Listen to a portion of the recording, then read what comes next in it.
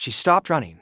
For the first time since he shattered her world, Ciri did not hide, did not escape, and did not look over her shoulder.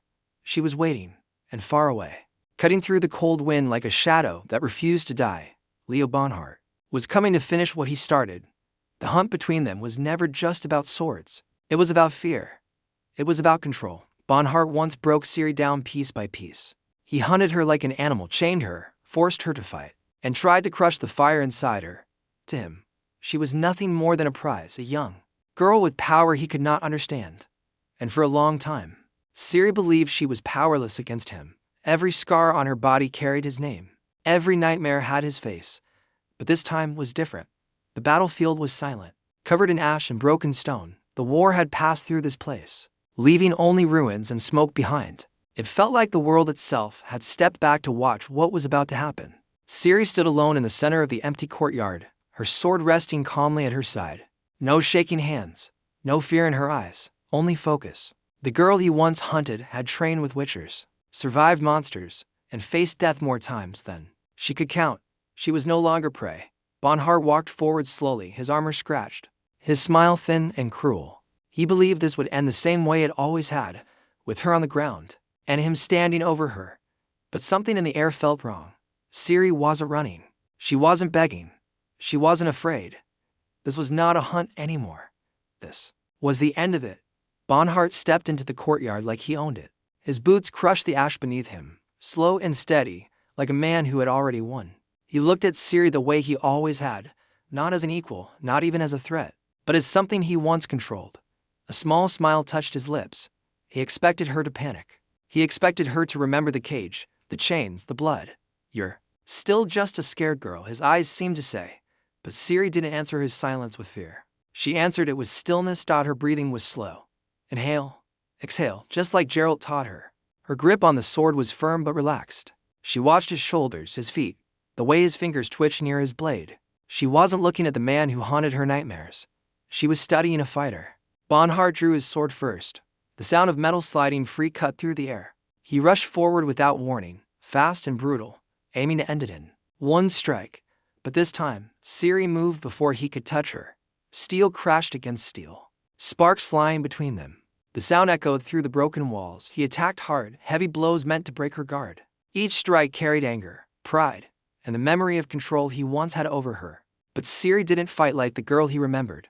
She stepped aside, turned her blade, and redirected his strength. Quick, clean, precise for the first time.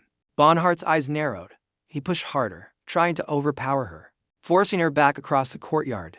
Their blades locked close to their faces. He expected to see fear in her eyes. Instead, he saw a calm dot, and in that calm, something dangerous was growing.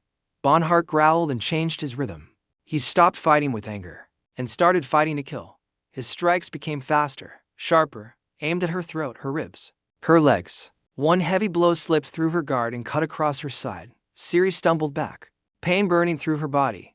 Blood stained her shirt. Bonhart saw it and smiled again. To him, this was the moment the prey breaks. He stepped closer, circling her like before.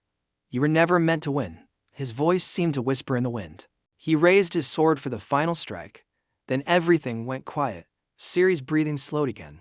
The pain did not disappear, but something deeper woke up inside her.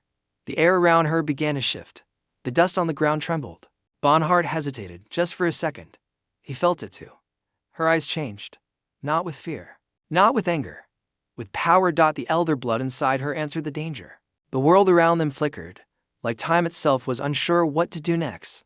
Bonhart swung his blade down, but Ciri was no longer standing where she had been. She moved faster than sight, appearing behind him in a flash. He barely turned in time to block her strike. Now he was the one reacting. Ciri attacked with both sword and something more. Each step she took felt unreal, almost like she was bending space itself. Bonhart's confidence cracked. His movements became desperate. He had hunted monsters his whole life. But this was different. This was not a frightened girl. This was destiny with a blade. Their swords clashed one final time. Ciri locked his weapon aside and drove her blade forward with all the strength of her past, her pain, and her freedom. The steel pierced through his armor. Bonhart looked down, shocked. For the first time, he understood. He was no longer the hunter. Bonhart dropped to his knees slowly. like a tower finally breaking after years of standing tall. The sound of his sword hitting the ground echoed across the empty courtyard. His breath became heavy, uneven.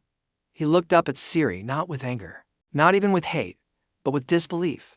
He could not understand how the girl he once chained was now the one standing over him. Ciri did not step back. She did not rush. She simply watched him. There was no joy in her face, no smile, no words of victory. The fire that once burned with fear had turned into something quiet and strong. Bonhart tried to speak, but blood filled his mouth. The great hunter, the man who made others tremble, could barely lift his head. In his final seconds, he saw the truth clearly. He had not created a victim. He had helped create a warrior. Ciri pulled her blade free.